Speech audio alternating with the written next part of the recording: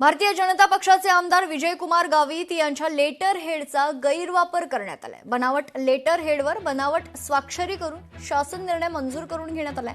विजयकुमार गावितांच्या स्वीय सहाय्यकाकडून पोलिसात तक्रार दाखल करण्यात आली आहे। शिवसेनेचे माजी आमदार शिरीष चौधरी, नगरसेवक गौरव चौधरी यांच्यासह चौघांनी बनावट लेटर हेड तयार करून मंत्रालयात जमा केल्याप्रकरणी शहर पोलीस ठाण्यात गुन्हा दाखल करण्यात आलाय।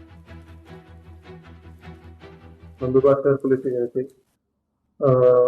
डॉक्टर विजयकुमार गावित साहेब यांचे पीए बेहेरे यांच्या अर्जावरून चौकशी सुरू करण्यात आली होती। चौकशी निष्पन्न झालेला आहे की सदरचा गुन्हा डॉक्टर माजी आमदार शिरीष चौधरी व त्यांच्या सहकाऱ्यांनी केल्याचं प्रथमदर्शनी दिसून येत आहे। त्यामुळे याच्यात कोणताही राजकीय द्वेषापोटी हा गुन्हा दाखल झाला नसून महाराष्ट्र शासनाची तसेच डॉक्टर विजयकुमार गावित साहेबांची फसवणूक केल्या प्रकरणी हा गुन्हा दाखल करण्यात आलेला आहे। लोकशाही मराठी ऐका, पहा, जागरूक रहा।